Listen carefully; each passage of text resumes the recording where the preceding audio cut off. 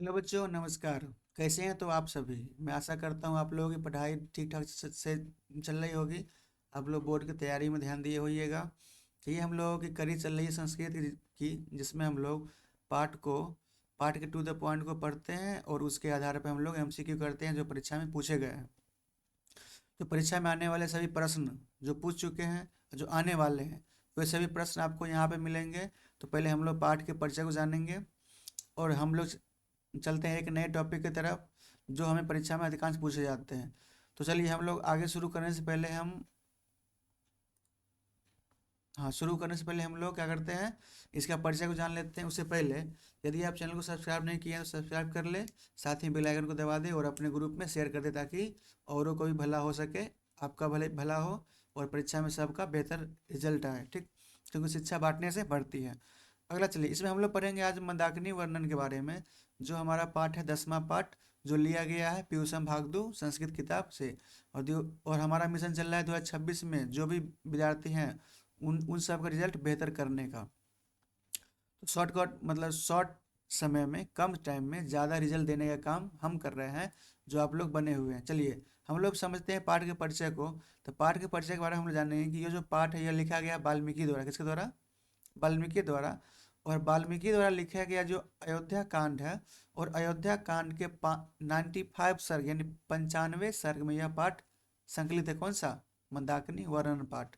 और इसमें हमें बताया गया है कि भगवान राम जब चित्रकूट पर्वत पर मंदाकिनी नदी के पास गए थे वनवास के तौर पे, तो प्राकृतिक सौंदर्य का वर्णन करते हुए अपनी पत्नी को बता रहे हैं, प्रकृति की शोभा के बारे में बता रहे हैं। मतलब उस समय तो फेसबुक व्हाट्सअप नहीं हुआ करता था, जो क्या करते आप मतलब वो अपना मन भुलाते, बल्कि मन भुलाने के लिए क्या करते वो लोग बाग में या कहते हैं नदी के किनारे बैठे रहते थे और आपस में बातचीत करते हैं प्रकृति के सुंदरता के बारे में। आगे चलते हैं। इसमें हम लोग बात करेंगे नदी की प्राकृतिक सुंदरता के बारे में बताए हुए हैं, पहले लेसन में पहले श्लोक में बताए। इसमें कुल टोटल 10 श्लोक है, वो भी हमको ध्यान रखना है। ये देखिए यहाँ पे क्या हो रहा है, राम जी आगे जा रहे हैं जंगल में, वन में, और यहीं पे पूरे जंगल के सुंदरता को देखते हुए आगे बढ़ रहे हैं। बगल में नदी बह रही होगी। यहाँ पे देखिए कह रहा है कि विचित्र पुल्ला नाम रम्याम हंस सारस सेविताम कुसुमय रूप संपन्नाम पश्य मंदाकिनी नदीम। ये हे सीते, ये रंग बिरंगी तटों वाली हंसों और सारसों द्वारा सेवित और सुंदर फूल से लदी हुई इस मंदाकिनी नदी को देखो। मतलब ये मंदाकिनी नदी का वर्णन कर रहे हैं, जिसमें सीधे को बता रहे हैं कि देखो इस सुंदर नदी को। इसमें क्या है, रंग बिरंगे तट हैं, हंस सारस इसमें क्या कर रहे हैं, तैर रहे हैं, सेवित है, इसमें फूल भी यहाँ पे लदा हुआ है, मतलब फूल भी नदी के किनारे लगे हुए हैं। इसकी सुंदरता को देखो, ऐसा बोलते हुए क्या कर रहे हैं, मंदाकिनी नदी का वर्णन कर रहे हैं, सीता को बता रहे हैं। अगला है मृग यूथ निपितानि कुलुसाम्भानि संप्राप्तम तीर्थानि रमणीयानि रति संजयंती में, यानी कह रहा है कि हिरणों के झुंड द्वारा जल पिए जाने पर मैला हो गया है। मतलब नदी का जल हिरण का जो झुंड आके पी के गया है, वैसे क्या है, ये जल मैला हो गया है, गंदा हो गया है। फिर भी यह सुंदर घाट मेरे मन में क्या कर रहे हैं, आनंद यानी प्रेम भर रहे हैं। मतलब क्या, जो हिरन आके पूरा झुंड जंगल जो जानवर आके तालाब ये नदी से पानी पिए थे, उसे कारण क्या हो गया, नदी का जल गंदा हो गया है। फिर भी मेरे मन को यह सुंदर घाट क्या कर रहे हैं, बहुत ही आनंद कर रहे हैं। मतलब आनंद मतलब मेरे मन को और आनंदित कर रहे हैं, ऐसा ये बोल रहे हैं सीता जी को। कौन? राम जी बोल रहे हैं। अगला कह रहा है ऋषियों की पावन चर्चा, मतलब उसी नदी किनारे में ऋषियों के बारे में भी चर्चा किए हैं। ऋषियों के बारे में क्या बता रहे हैं कि ऋषि के बारे में ये बता रहे हैं कि जटा जिनधरा काले वल कलोतर वसस ऋष्य अस्तंग व गाहांते नदी मंदाकिनी प्रियम। कह रहा है हे प्रिय, जटा और मृग चर्म धारण करने वाले तथा ऋषि के बारे में बताए हैं कि जो जटा और मृग चर्म को, यानी मृग चर्म मतलब क्या होता है, हिरण का चम्र को धारण करने वाले तथा वृक्ष के छाल के वस्त्र पहनने वाले ऋषि इसी नदी में क्या कर रहे हैं, स्नान कर रहे हैं। कौन? ऋषि। किसको बोल रहे हैं? सीता जी को। कौन? श्री राम भगवान बोल रहे हैं अपने भार्या यानी पत्नी को। उसके बाद सूर्य की कठोर उपासना के लिए जो ऋषि मुनि लगे हुए हैं उसके बारे में बताए हैं। आदित्य मुपति आदित्य मुपतिष्ठन्ते नियमा दुर्धर्व बाहव एते परे विशालाक्षी मुनिया सतीत व्रता। हे बड़े बड़े आंखों वाली विशालाक्षी, हे विशालाक्षी, यानी सीते को यहाँ पे क्या बोला गया, विशालाक्षी बोला गया है। और कह रहा है कि ये श्रेष्ठ मुनि कठोर नियमों का क्या करते हैं, पालन, मतलब सुबह सुबह उठते हैं, अपना काम करते हैं और भगवान की उपासना में लग जाते हैं। अपनी भुजाओं को ऊपर उठाकर सूर्य को आराधना करते हैं, मतलब सूर्य की आराधना कैसे करते हैं, अपनी भुजाओं को उठा के करते हैं, इसे सूर्य की आराधना ऐसे करते हैं उठा के, यानी क्या कर रहे हैं, हे विशालाक्षी, इन श्रेष्ठ श्री ऋषि मुनियों को देखो, जो अपने कठोर नियम से क्या करते हैं, अपने भुजाओं को ऊपर उठा के सूर्य की आराधना करते हैं, उनकी करते हैं, पूजा करते हैं। अगला आता है पर्वतों का भी क्या किया इन्होंने वर्णन किया है, कह रहा है कि मारु तब भित शिखरे प्रणीतम इव पर्वत पादपय पुष्प पत्राणी सृज सृज भदिरभिदो नदीम। यानी कह रहा है कि हवा से हिलती चोटियां, यानी जो हवा बह रही है, पर्वत का जो चोटी है वो क्या हिल रही है, ऐसा लग रहा है हमको, यानी ऐसा लग रहा है कि पर्वत की चोटियां हवा में झूल रही है, जैसे पर्वत नाच रहा हो, ऐसा हमें प्रतीत हो रहा है। और नदी के दोनों ओर वृक्ष फूलों और पत्तों से की वर्षा कर रहे हैं, मतलब कह रहा है कि जो ये जो पर्वत नदी के जो दोनों किनारे पे खड़े हैं, वो दोनों बहती हुई हवा में झूल रहे हैं, और नदी के किनारे पत्तों और वृक्षों क्या कहते हैं कि उसको फूलों की वर्षा कर रहे हैं, कौन, पर्वत के बारे में बताया गया है। यानी पर्वत का भी दृश्य क्या है, एकदम अलौकिक है, एकदम मन को मोह लेने वाला है। अगला कह रहा है इसमें मंदाकिनी के दिव्य रूप, यानी अब यहाँ इसके दिव्य रूप के बारे में बताया गया है। कौचिन्न मणि निकासोदाम क्वचित पुलिनाम शालिनीनाम शालिनीनिम क्वचित क्वचित सित दस जना क्रियनाम पश्य मंदाकिनी नदीम। इसका अर्थ हुआ कि कहीं मनियों जैसा स्वच्छ, मतलब कि मणि एकदम जैसे मणि चमकते हैं एकदम उजला, उसी प्रकार कहीं मनियों जैसे स्वच्छ जल, कहीं सुंदर तट, तो कहीं सिद्ध जनों की भीड़, इस दिव्य नदी को सब और क्या कर रहे हैं, सभी देख रहे हैं। मतलब इस नदी का वर्णन के तौर पे ऐसा बताया गया है कि ये इसका सुंदर तट जो है, यहाँ पे जो लोग आके अपनी सिद्धि करते हैं, और इस दिव्य नदी की ओर सब कोई देखते हैं, इसमें नदी की ओर, यानी प्रकृति के ईश्वर का साक्षात रूप इसमें बताया गया है, किसमें, मंदाकिनी नदी के बारे में। अगला है पक्षियों का मधुर कलरव, यानी पक्षियां भी क्या करती है, नदी किनारे आके पेड़ पे बैठ के कलरव करती है। त्रांशतीव त्रांशतीव लघु वचसो रथांगहांत द्विज अधिरोहंती कल्याणी निष्कुजंतम शुभा गिरा। रहे कल्याणी सीते, यहाँ सीते को बोला गया कल्याणी, इन मधुर बोली वाले चक्रवाक पक्षियों को देखो। चक्रवाक पक्षी कौन, चक्रवाक पक्षियों को देखो, जो सुंदर स्वर में गूंजते हुए नदी के किनारों पर क्या कर रहे हैं, विचर, मतलब घूम रहे, मतलब अपनी सुंदर आवाज से क्या कर रही है, पूरे तट पे घूम रही है, और ये और सुंदरता बढ़ा रही है, किसकी, इस नदी के, मंदाकिनी नदी की। चित्रकूट के अब दर्शन देख लो, सुखद दर्शन क्या है, कराए कि दर्शनम चित्रकूटस्य मंदाकिनी नाश्य शोभने। शोभने यहाँ पे कहा गया है राम भगवान को, राम जी ये कहते हैं, सीता जी बोलती है, अधिकम पूर्वासच मन्ये तब च दर्शनात्, यानी हे शोभने, मतलब हे पति प्रिय, मतलब उन राम भगवान को बोले गए हैं, हे शोभने, चित्रकूट और मंदाकिनी का यह दर्शन मुझे अयोध्या के निवास से भी अधिक सुखद और महत्वपूर्ण लग रहा है। मतलब अयोध्या में जो हम सुख कर रहे थे, उसे कहीं ज़्यादा सुख हमें यहाँ पे इस चित्रकूट पर्वत पे मंदाकिनी नदी के किनारे हम लोग हमको लग रहे हैं, ठीक है ना, ऐसा सुखद हमें प्रतीत हो रहा है। तो इसमें हम लोग क्या करते हैं, ये 10 श्लोक आपके खत्म होते हैं। इसमें इसमें पूछा गया है रचनाकार कौन है, महर्षि वाल्मीकि, जिसे हम आदि कवि कहते हैं। ये मंदाकिनी जो चैप्टर, ये कहाँ से लिया गया है, रामायण से लिया गया है, जो किस कांड का है, अयोध्या कांड का है, जो सर्ग कितना है, 95 सर्ग है। स्थान कहाँ है, नदी का स्थान चित्रकूट पर्वत के निकट है। ये सब हमको पढ़ना है, मतलब ये सब हम लोगों को टू द पॉइंट था, इसमें टॉपिक हम लोग जानना था। अब हम लोग चलते हैं क्यू सेक्शन की ओर, तब आपकी बारी है। हम जो पढ़ाएं उसको अब आप लोग क्या कर सके, चेक कर सके। तो ऑब्जेक्टिव क्वेश्चन होंगे आपके पास। हम लोग चलते हैं अब क्यू सेक्शन की ओर। तो अभी तक आप लोगों ने अभी वीडियो तक बने हुए हैं, तो आप लोग क्या कर सकते हैं, वीडियो को शेयर भी कर सकते हैं, ताकि और बच्चों को सहायता मिल सके।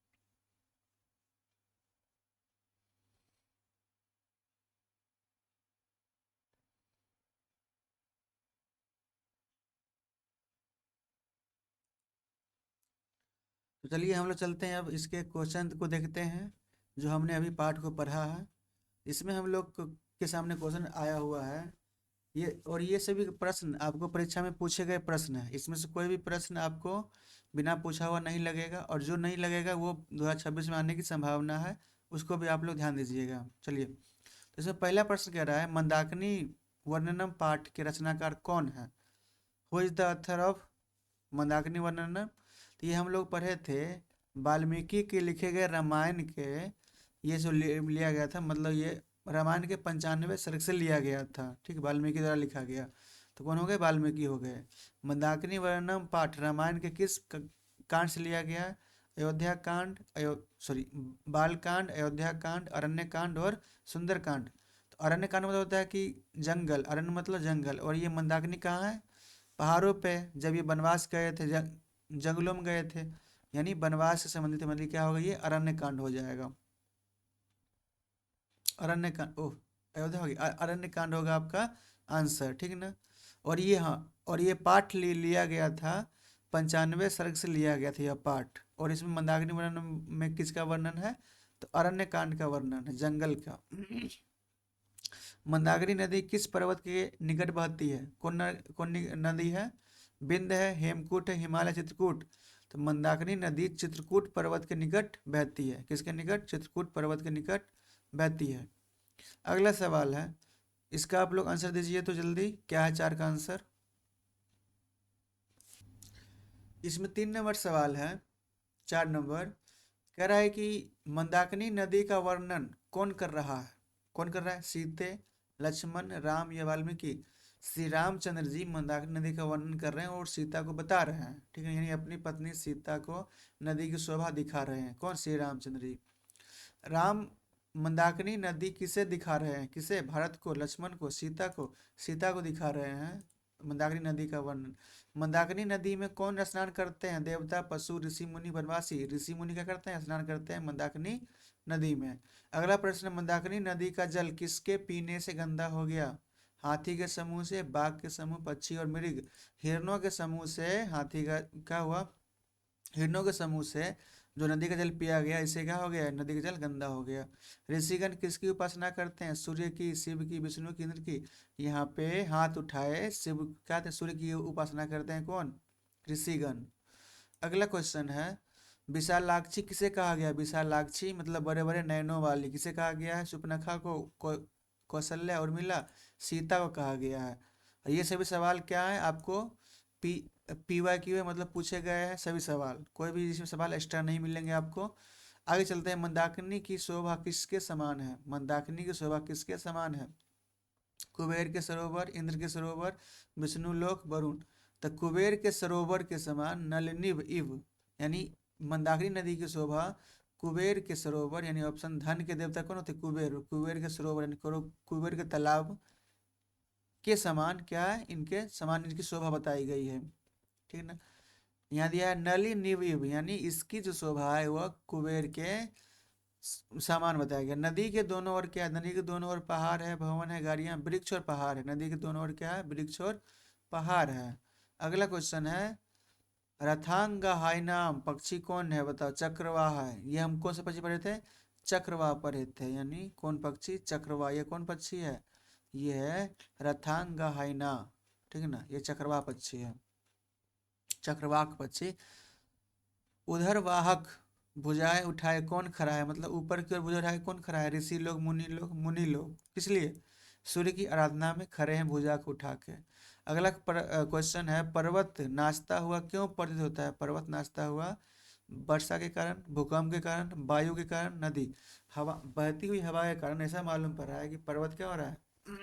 पर्वत झूम रहा है। अगला सवाल है, जटाजिंधरा कौन है? ऋषि है। जटाजिंधरा ऋषि, पक्षी, राक्षस, राम? जटाजिंधरा मतलब क्या होता है? यहाँ पे ये जटा रखने वाले ऋषि लोग क्या जटा रखते हैं, यानी जटाजिंधरा मतलब होता है कि जो क्या हो? अजिन हो, अजिन धारण करता हो, जिसके बड़े बड़े बाल हो, जटा हो जिसके पास हो। राम को किसका दर्शन नगर के रूप में भी दर्शन, मतलब राम को किसका दर्शन नगर के दर्शन से भी श्रेष्ठ लगता है? तो यह नगर किसको? चित्रकूट और मंदाकिनी का दर्शन अयोध्या कहते हैं नगर से भी अच्छा लगता है, इनको प्रिय है। मंदाकिनी वर्णनम पाठ में कुल कितने श्लोक है? कुल 10 श्लोक। कितने श्लोक है? कुल 10 श्लोक है। राम किसे शोभने कहकर बोलते हैं? शोभने बोलते हैं किसको? सीता को। किसको शोभने बोलते हैं? सीता को संबोधन करते हैं सुंदरी। शोभने मतलब हे सुंदरी। रघुवंश काव्य के रचनाकार कौन है? रघुवंश काव्य के रचनाकार वाल्मीकि है। कौन है? वाल्मीकि। रघुवंशम काव्य, इसमें कालिदास है, ठीक है ना। ये रामायण के रचनाकार कौन है? वाल्मीकि है। रामायण वाल्मीकि है। रघुवंश काव्य के रचनाकार कौन है? कालिदास है। और कालिदास ने ही मंदाकिनी का वर्णन रघुवंशम के 13वें सर्ग में किया है। किसमें? कालिदास ने क्या थे? कालिदास ने मंदाकिनी का वर्णन रघुवंश काव्य में 13वें सर्ग में किया है, और वाल्मीकि ने इसका वर्णन 95वें सर्ग में किया है, ठीक है ना। ध्यान दीजिएगा, किसका? मंदाकिनी का है। तो मंदाकिनी का वर्णन वाल्मीकि भी किए हैं और कालिदास भी किए हैं। रघुवंश में 13वें और रामायण में ये 95वें सर्ग में किए हैं। अगला प्रश्न है, मंदाकिनी नदी में तैरते हुए क्या सुशोभित है? फूल, लकड़ी, नाव, मछलियां। तैरते हुए फूल क्या सुशोभित है नदियों में? अगला प्रश्न है, कलुष का अर्थ क्या होता है? कलुष जो आने वाला है, ठंडा, गंदा, स्वच्छ, मीठा। कलुष यानी जो गंदा हो चुका हो, मलिन, डर्टी यानी गंदा। कलुष मतलब क्या होता है? गंदा, यानी हिरणों के पिए गए जल कलुष हो गए। क्या हो गए? गंदा हो गए, कलुष। अगला प्रश्न है, राम ने सीता को किन नामों से बुलाया? हे रघुकुल रंदनी, हे सीते, हे प्रिय, हे विशालाक्षी। हे यही, हे सीते, हे प्रिय, हे विशालाक्षी, ये कह के उनको संबोधन किए, बुलाए हैं, पुकारे हैं। तनु मध्य में का अर्थ क्या है? तनु मध्य में, what is the meaning of तनु मध्य में? तनु मध्य में शारीरिक सौंदर्य का वर्णन कर रहा है। लंबी, गोरी, मोटी, पतली कमर वाली। अब यहाँ पे शरीर की सौंदर्य का वर्णन है। सौंदर्य मतलब गोरी बताया गया है, गोरी, लेकिन नहीं, पतली कमर वाली, ऐसे स्लेंडर विस्टेड, यानी यह सीता की सुंदरता का वर्णन करते हुए संबोधन किया गया। किसे? तनु मध्य में। तनु मध्य में यानी क्या बोला गया? पतली कमर वाली, पतली कमर वाली, तनु मध्य में। मंदाकिनी नदी कहाँ की शोभा बढ़ा रही थी? मंदाकिनी कहाँ की शोभा बढ़ा रही थी? अयोध्या की, चित्रकूट की, मथुरा की, काशी की? चित्रकूट की। कहाँ की? चित्रकूट की शोभा बढ़ा रही थी कौन? मंदाकिनी नदी चित्रकूट की शोभा बढ़ा रही थी। इसको आप जल्दी कीजिए। तो इसमें क्या प्रश्न बोल रहा है? इसमें कह रहा है कि वाल्मीकि रामायण में कितने श्लोक हैं? वाल्मीकि रामायण में कितने श्लोक हैं? तो यहाँ पे ध्यान दीजिए, 1 लाख, 1 लाख तो महाभारत में है। 1,000, 500, 24,000। तो यहाँ पे देखिए क्या कर रहा है कि 24,000 श्लोक, यहाँ पे सीधे साफ साफ बता दिया गया कितने श्लोक हैं वाल्मीकि रामायण में। 24,000 श्लोक हैं, 24,000 श्लोक हैं। सूर्य उपासना करने वाले मुनि के व्रत कैसे होते हैं? झूठे, आसान, सरल, कठोर। सूर्य उपासना करने वाले मुनि के व्रत बहुत ही स्ट्रिक्ट होते हैं, कठोर होते हैं, ठीक ना। अगला प्रश्न है, नदी के जल में मणि जैसा क्या क्या दिख रहा था? मछली, जल, रेत, पत्थर।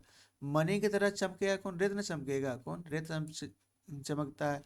निर्मल पानी, क्रिस्टल वाटर, यानी क्या हो गया? रेत दिख रहे थे, क्या? रेत। नदी के जल में जल ही दिख रहा था रेत की तरह। सोचो क्या कंफ्यूजन वाला क्वेश्चन था इसमें। नदी में पानी क्या था? एकदम डायमंड की तरह चमक रहे थे। राम किसे राम किसे नदी के विचित्र पुलिन यानी तट दिखा रहे थे? किसे? सीता को दिखा रहे थे। किसको? सीता को दिखा रहे थे। राज राजस्व शब्द किसके लिए प्रयुक्त हुआ है? दशरथ के लिए, इंद्र के लिए, कुबेर के लिए और राम के लिए। किसके लिए? कुबेर के लिए। कुबेर को यक्षराज या राजराज भी कहा गया। कुबेर को यक्षराज या राजराज भी कहा गया। अगला प्रश्न है, वनवास में राम ने अपना मन कहाँ लगाया? वनवास में राम ने अपना मन प्रकृति में लगाया। कहाँ लगाया? प्रकृति की सुंदरता में, प्रकृति की शोभा में लगाया। कौन? राम। कहाँ? वनवास में। मंदाकिनी नदी किसके तालाब के समान है? मंदाकिनी नदी कुबेर के तालाब के समान है। कुबेर के तालाब के समान, ये पूछा हुआ सवाल है 2019 में। मंदाकिनी नदी कुबेर के तालाब के समान है। अगला प्रश्न है, सिद्धजन तपस्वी कहाँ विचरते हैं? यानी जो लोग तपस्वी होते हैं वो लोग कहाँ जाते हैं? महल में, नगर में, मंदाकिनी तट में, आकाश में। मंदाकिनी के तट पे क्या करते हैं? ऋषि लोग टहलते, मतलब वो टहलते हैं, या तपस्या करने वाले लोग वहीं पे जाके अपना तपस्या करते हैं। ये आने वाला सवाल है 2026 का। अगला ध्यान दीजिएगा। अगला प्रश्न है, राम को किसका दर्शन अधिक प्रिय है? राम को किसका दर्शन अधिक प्रिय है? धन का, स्वर्ग, स्वर्ण मृग का, मित्रों का, चित्रकूट और मंदाकिनी का? तो चित्रकूट और मंदाकिनी का क्या, इनका दर्शन अधिक प्रिय है। राम को चित्रकूट और मंदाकिनी का दर्शन बहुत ही प्रिय है। अगला प्रश्न, मंदाकिनी नदी की तुलना किससे की गई है? गंगा से, कुबेर की नलिका से, नलनी से, समुद्र से, यमुना से। नलनी मतलब होता है नदी, कुबेर ये नदी यानी तालाब, कुबेर के क्या थे, नलनी से क्या कहते हैं, इसकी तुलना की गई है मंदाकिनी नदी की। 35 नंबर क्वेश्चन है, कौन बाहें उठाकर सूर्य को अर्घ्य दे रहा था? कौन? राम, लक्ष्मण, सीता, मुनिगण यानी मुनीज क्या कर रहे थे? सूर्य को अर्घ्य दे रहे थे। वृक्षों से क्या झर रहा है? कीड़े, पत्थर, फल और फूल, पानी। पेड़ से फल और फूल ही गिरते हैं ना। अगला प्रश्न है, राम का वनवास कितने वर्षों का था? 5 साल, 10 साल, 14 साल? राम का वनवास 14 साल का था। कितना वर्ष का था? 14 ईयर का था। नदी में कौन पक्षी कलरव कर रहे थे? तोता, चक्रवाक, कौवा, चील। चक्रवाक कौन? चक्रवाक यानी इन्हें चकवा चकवी भी कहते हैं। नदी में कौन कलरव कर रहे थे? चकवा चकवी यानी चक्रवाक, चकवा चकवी। राम सीता को किससे अधिक मानते थे? राम सीता को किससे अधिक मानते थे? राम सीता को किससे अधिक मानते थे? किसी से नहीं, प्राणों से अधिक, यानी प्राणों से अधिक मानते थे। किसको? सीता। राम सीता को किससे अधिक मानते हैं? ऑप्शन क्या है इसका, देख लेते हैं। वे उन्हें प्रिय कहते हैं। क्या कहते हैं? प्रिय। किससे अधिक मानते हैं? प्रिय से अधिक मानते हैं, अपने किसी से नहीं। राम सीता को अपने प्राणों से भी अधिक प्रिय मानते हैं। तो यहाँ पे ऑप्शन दिया है प्राणों से, ऑप्शन बी। तो यहाँ पे ये होना चाहिए, सीता उसके लिए प्राण प्रिया है। क्या है? प्राण प्रिया है। और राम सीता को अपने प्राण से भी प्रिय मानते हैं, वो ऐसा बात है। यानी ऑप्शन क्या हो जाएगा? ए। राम सीता को किसे अधिक मानते हैं? तो प्रिय, किसी से भी नहीं। चित्रकूट की नदी का जल कैसा है? चित्रकूट की नदी का जल कैसा है? निर्मल है, काला, लाल है? निर्मल, प्योर, क्लीन, एकदम शुद्ध है। अगला प्रश्न है, नदी के किनारे ऋषि क्या पहने हुए हैं? बलकल वस्त्र और मिग्र चमड़ पहने हुए हैं। डी रीति क्या पहने हुए थे? Bark and deer skin. हाँ, डियर स्किन पहने हुए थे, मतलब हिरन की छाल। रति संजयंती का अर्थ क्या है? रति संजयंती, डर पैदा करना, दुख देना, गुस्सा दिलाना, आनंद और प्रेम। रति संजयंती मतलब होता है आनंद या प्रेम उत्पन्न करना। नदी के दृश्य को देख के राम के मन में रति आ गया, मतलब शांति, प्रेम, आनंद आ गए। वनवास काल में राम कहाँ कहाँ गए? वनवास काल में राम अनेक वनों और पर्वतों पर गए। सिर्फ पर्वत नहीं, सब जगह गए थे, वनों और पर्वतों सब जगह गए थे वनवास काल में। मंदाकिनी वर्णन में हमें क्या शिक्षा मिलती है? इससे हमें शिक्षा मिलती है प्रकृति प्रेम और पर्यावरण संरक्षण भी हमें करना चाहिए। ठीक है ना। अगला प्रश्न है, किसके शिखर हवा में झूल रहे थे? पर्वत के, पहाड़ पर्वत के शिखर हवा में झूल रहे थे। आदित्य का पर्यायवाची क्या? आदित्य का पर्यायवाची क्या होता है? आकाश, सूर्य। आदित्य मतलब होता है सूर्य, आदित्य मीन्स सूर्य होता है। राम ने सीता को कल्याणी क्यों कहा? क्योंकि वह रो रही थी, क्योंकि वह सो रही थी, क्योंकि वह गुस्से में थी, क्योंकि वह शुभ और मंगलकारी। हाँ, क्योंकि वह शुभ और मंगलकारी, बिकॉज शी इज ऑस्पिशियस। अगला प्रश्न है, मंदाकिनी नदी में तैरते हुए पक्षी कैसे गाते हैं? मंदाकिनी नदी में तैरते हुए पक्षी कैसे गाते हैं? डरावने, सोते हुए, चुपचाप, मधुर मधुर आवाज में गाते हैं। मंदाकिनी में नदी में तैरते हुए पक्षी मधुर आवाज में गाते हैं। अगला प्रश्न है, वाल्मीकि रामायण कैसा काव्य है? आदि काव्य। क्या काव्य है? फर्स्ट पिक आदि काव्य, सबसे पहले लिखा गया रामायण कौन? वाल्मीकि का लिखा हुआ रामायण है, आदि काव्य। राम को वनवास किसने दिया था? राम को वनवास जनक ने, कौशल्या जनक ने, कैकेयी के कहने पर। कैकेयी के कहने पर राजा दशरथ ने उनको वनवास दिया था। तो ये आपका पूरा 50 क्वेश्चन हुआ कंप्लीट। तो आप लोग कैसा लगा बताइए, आप ही ध्यान दीजिए। 5 मिनट का हम लोग करते हैं पाठ का परिचय, संक्षेप में सारांश, और उसके बाद हम लोग करते हैं 50 क्वेश्चन। अब ये प्रश्न आपको परीक्षा में एकदम देखने को मिलेंगे, और जो कुछ प्रश्न पूछे गए वो भी हम लोगों ने क्या किया है, उसको याद कर लिया है। ठीक है ना। तो हम चलिए, हम आपसे लेते हैं विदा। तो हम मिलते हैं अगले सेशन में मिलेंगे। तो आपका ये अब होता है चैप्टर कंप्लीट। यदि आप पूरे वीडियो को देखे हैं तो आपको अच्छा अच्छा लगा होगा। जो भी आपको समस्या आती है, जो भी जहाँ भी आपको प्रॉब्लम आ रही है, आप कमेंट बॉक्स में ज़रूर लिखें। और जिससे हम आपकी समस्या को दूर करने का प्रयास करेंगे। और आपकी पढ़ाई लिखाई में जो भी बाधाएं हैं उसको कमेंट में लिख दें, जो भी विषय की आपको समस्या आती है उसको भी लिखें ताकि उस पर हम काम करें। और हाँ, आप इस वीडियो को अभी तक देखे हैं तो आप सच में पढ़ने वाले स्टूडेंट हैं और आप सच में अच्छे नंबर के हकदार भी हैं। तो आप इस वीडियो को शेयर भी कर दें, अपने ग्रुप में बताएं, अपने दोस्तों को भी बताएं। और साथ ही आपकी समस्या को हम हल अवश्य करेंगे, आप कमेंट बॉक्स में उस समस्या को लिख दें, ठीक है ना। तो हम आपसे लेते हैं विदा। धन्यवाद। नमस्कार।